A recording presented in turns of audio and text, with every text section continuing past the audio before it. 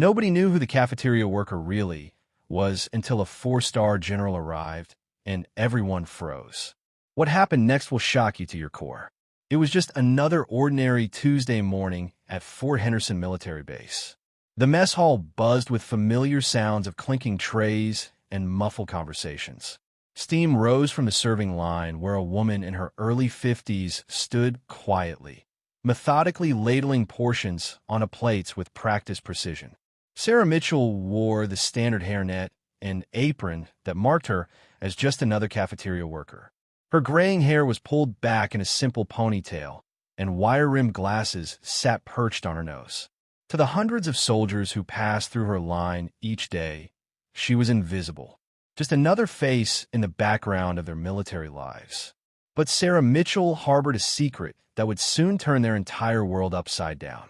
The morning rush was in full swing when Lieutenant Rodriguez strutted into the mess hall with his usual arrogance. Fresh out of officer candidate school, he carried himself with the swagger of someone who believed his shiny new bars made him superior to everyone around him. His uniform was crisp, his boots gleamed, and his chest puffed out with pride. Rodriguez grabbed a tray and made his way down the serving line with two fellow junior officers, their conversation loud and boisterous. When he reached Sarah's station, he barely glanced at her face. "Hey, lady," Rodriguez said dismissively. "How old is this chicken? Looks like it's been sitting there since last week." Sarah looked up briefly, her calm blue eyes meeting his for just a moment. She said nothing, simply placed a portion on his plate with the same quiet efficiency she showed every soldier. "Did you hear me?" Rodriguez pressed, his voice getting louder. "I asked you a question." "The chicken was prepared fresh this morning, sir," Sarah replied softly. Rodriguez smirked and turned to his companions. "Sir, did you guys hear that? This old lady thinks she needs to call me sir." He laughed harshly. "I bet she's never even worn a uniform in her life." His friends chuckled along. "Probably doesn't even know what a real soldier looks like," one added. Sarah's hands remained steady as she served the next soldier, but something flickered deep in her eyes, a shadow of something that had been buried for years. "You know what?" Rodriguez continued, emboldened by his audience. "I bet you've never been further than the grocery store parking lot. Have you, sweetheart? Must be nice having such a simple life." Other soldiers in line began to shift uncomfortably. Some older enlisted men frowned at Rodriguez's behavior, but military hierarchy kept them silent. Sarah finished serving Rodriguez's portion and moved to the next soldier, a young private who looked embarrassed. As she handed him his plate, she spoke quietly, her voice carrying weight the private somehow recognized. "Courage isn't about the uniform you wear, son. It's about what you do when nobody's watching." The private nodded respectfully, but Rodriguez had heard her comment and wasn't about to let it slide. "Oh, now we're getting life lessons from the lunch lady." Rodriguez's voice boomed across the mess hall. "Tell me, ma'am, what would you know about courage? About sacrifice? About putting your life on the line for your country?" Sarah's hands paused for just a moment. In that instant, her mind traveled back 20 years to a place of dust and death, of screaming wounded and thundering helicopters. She could almost smell the cordite and feel the desert heat. But the memory lasted only a second before she pushed it away. "I'm sure you've seen things, Lieutenant," she said quietly. "Seen things?" Rodriguez laughed incredulously. "Lady, I've been through some of the toughest training this Army has to offer. I've mastered weapons systems you probably can't even pronounce. I'm preparing to lead soldiers into combat zones you couldn't imagine." "That's wonderful, sir," Sarah replied, maintaining her steady, respectful tone. Rodriguez wasn't done. He was enjoying the audience now. "You know what I think? I think you people who work in places like this live in a fantasy world. You think you understand what military service is about, but you don't have a clue what real sacrifice looks like." A hush fell over the immediate area. Even some of Rodriguez's friends looked uncomfortable now. Sarah finally looked up, her clear blue eyes meeting Rodriguez's gaze directly. For a moment, something passed between them that made the young lieutenant take an involuntary step back. "You're absolutely right, Lieutenant," she said softly. I couldn't possibly understand. But even as she spoke those words, her mind was filled with images of herself 23 years younger, wearing desert camouflage and carrying an M4 carbine through dangerous streets. She remembered the weight of responsibility for the 150 soldiers under her command. Rodriguez, misreading her quiet response as defeat, pressed his advantage. Exactly. So maybe next time, think before you try to lecture people who actually serve this country. He turned to walk away, satisfied with his victory, but Sarah's voice stopped him. Lieutenant. He turned back, expecting submission. Instead, he saw something that made his stomach tighten. How old are you, son? 24. What? Sarah nodded slowly. When I was your age, I was responsible for keeping 50 young men and women, just like you, alive in places that don't exist on any official map. Rodriguez's confident smirk faltered. What's that supposed to mean? Before Sarah could answer, a commotion near the entrance drew everyone's attention. Colonel Williams, the base executive officer, had entered with obvious urgency, scanning the room as if looking for someone specific. His usual composed demeanor was replaced by something approaching panic. The colonel's eyes swept across the serving line and landed on Sarah. The moment their gazes met, Colonel Williams froze as if he'd seen a ghost. My God, he whispered, loud enough for nearby soldiers to hear. Major Mitchell. The mess hall fell completely silent. Hundreds of conversations stopped mid-sentence. Trays paused halfway to tables. Sarah straightened slightly, and for the first time that morning, her civilian facade cracked just a little. Hello, David. Colonel Williams crossed the distance in quick strides.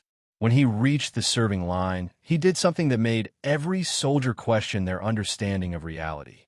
The colonel, a man with 28 years of service and enough ribbons to open a hardware store, came to attention and rendered the sharpest, most respectful salute anyone in that mess hall had ever witnessed. Major Mitchell, he said, his voice carrying across the silent room. It is an honor to see you again, ma'am. Rodriguez's face went white. His friends stood frozen, mouths hanging open. The tray in Rodriguez's hands began to shake. Sarah looked uncomfortable with the attention, but nodded slightly. At ease, Colonel. I'm not in uniform anymore. Ma'am, with all due respect, Colonel Williams replied, still holding his salute. Once a major, always a major. Especially one who earned her rank the way you did. The whispers started then, rippling through the mess hall like wildfire. Who is she? Did he say major? Why is the colonel saluting a cafeteria worker? Colonel Williams finally lowered his salute, but remained at attention. Soldiers, he announced, you are in the presence of Major Sarah Mitchell, United States Army, recipient of the Silver Star, 2 Bronze Stars, and the Combat Infantryman Badge. She is better known in certain circles as the Ghost of Helmand Province. A collective gasp went up from the crowd. The Ghost of Helmand Province was a legend, a story told in barracks across the military. She was the officer who had held off an entire Taliban regiment with a platoon-sized element for 3 days, who had personally carried 17 wounded soldiers to safety under enemy fire. Rodriguez dropped his tray. The clatter was deafening in the silence. What you may not know, Colonel Williams continued, is that Major Mitchell commanded the 3rd Battalion, 75th Ranger Regiment's operations in Afghanistan from 2001 to 2007. She led more than 200 combat missions, never lost a single soldier under her direct command, and saved the lives of over 300 coalition forces. The colonel turned to face Rodriguez directly. Lieutenant, I believe you were having a conversation with the major. Rodriguez looked like he was about to be sick. Sir, I didn't know. I mean, she wasn't. Wasn't what, Lieutenant? She wasn't. She doesn't look like... Like what, son? Like a soldier. Sarah stepped forward, her voice calm, but carrying new authority that made everyone straighten unconsciously. Colonel, the lieutenant was just doing his job. He saw a civilian employee and treated me accordingly. There's no fault in that. But Rodriguez couldn't let it go. His guilt was overwhelming. Major, I said terrible things. I questioned your knowledge of sacrifice, of service. I had no idea who you were. Sarah studied the young officer with eyes that had seen too much death. Lieutenant, may I ask you something? Yes, ma'am. Anything. In your training, did they teach you to evaluate the worth of a person based on their uniform, or their job, or their appearance? Rodriguez's voice was barely audible. No, ma'am. What do they teach you? To, to judge people by their character, by their actions. Sarah nodded slowly. And yet, when faced with someone whose actions you knew nothing about, whose character you had never observed, you chose to judge them based on what? Exactly? Their job, ma'am. Their appearance. Rodriguez was struggling not to cry now. I was wrong, Major. I was completely wrong. The mess hall remained eerily quiet, hundreds of soldiers hanging on every word. Tell me, Lieutenant, Sarah continued, if I had been wearing a uniform this morning, would you have spoken to me differently? Yes, ma'am. Why? Because I would have known you were a soldier, someone who had served. Sarah smiled sadly. And that right there, son, is the problem. You assumed that because I wasn't in uniform, because I was serving food instead of leading troops, that I had never served, that I had never sacrificed. She gestured around the mess hall. Look around this room, Lieutenant. Do you see the maintenance staff? The civilian contractors? How many of them do you think are veterans? How many served their country in ways you couldn't imagine, then came home to quiet jobs where they could heal from wounds you can't see? Rodriguez was crying now, silent tears streaming down his face. The man who empties your trash cans, Sarah continued, served 3 tours in Iraq. The woman who cleans your barracks was a military police officer. The contractor who fixes your computers was a Navy SEAL for 12 years. The impact was visible throughout the room. Soldiers were looking at civilian employees with new eyes, sudden understanding dawning. But you didn't see any of that, Sarah said gently. You saw uniforms and ranks and made your judgments accordingly.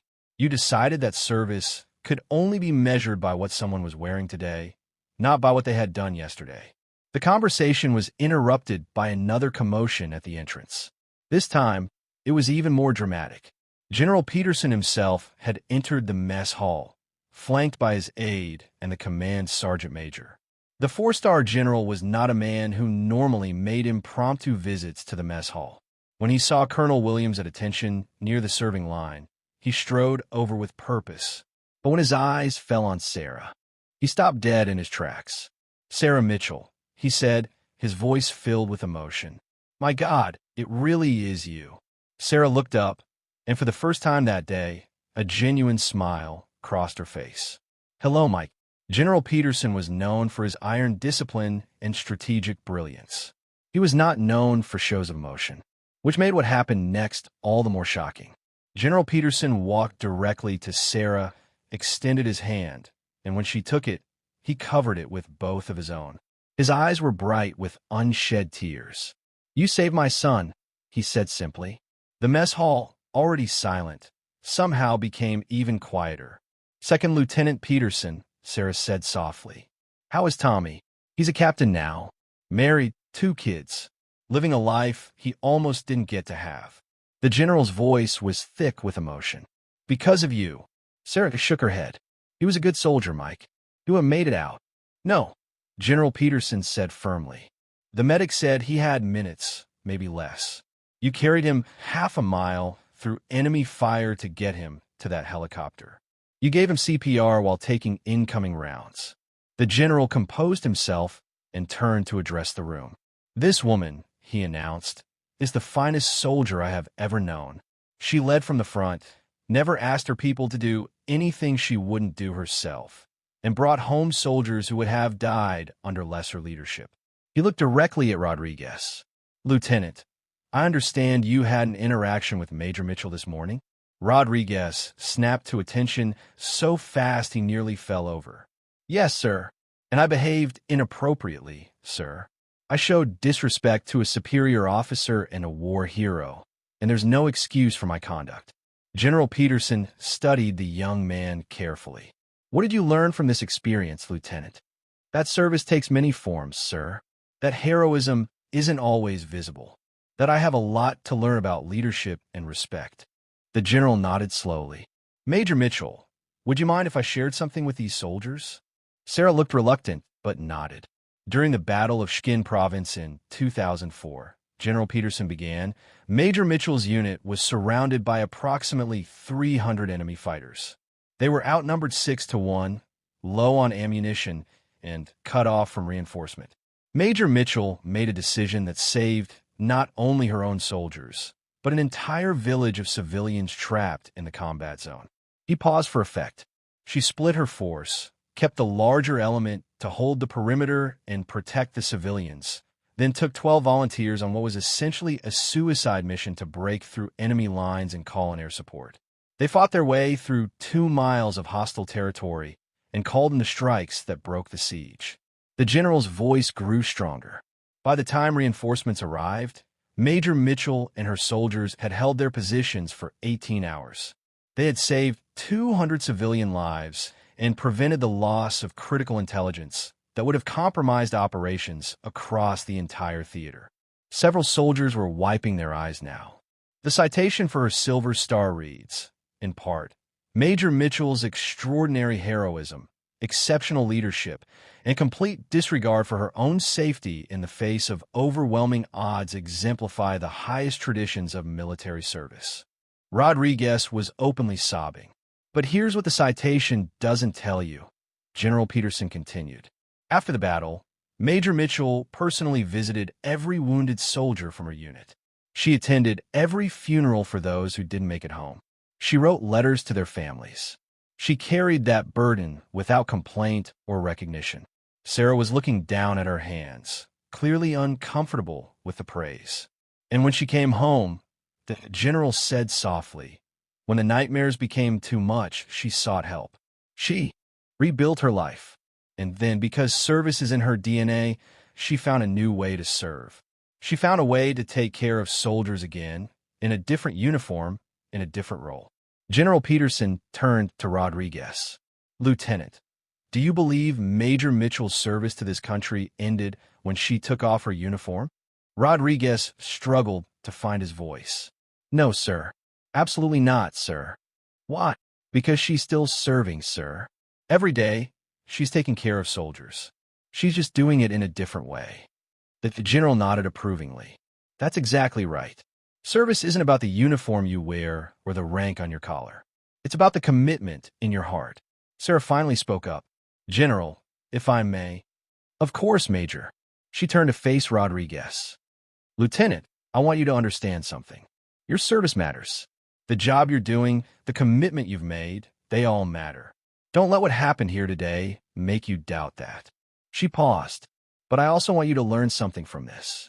Leadership isn't about asserting your authority over people you perceive as beneath you.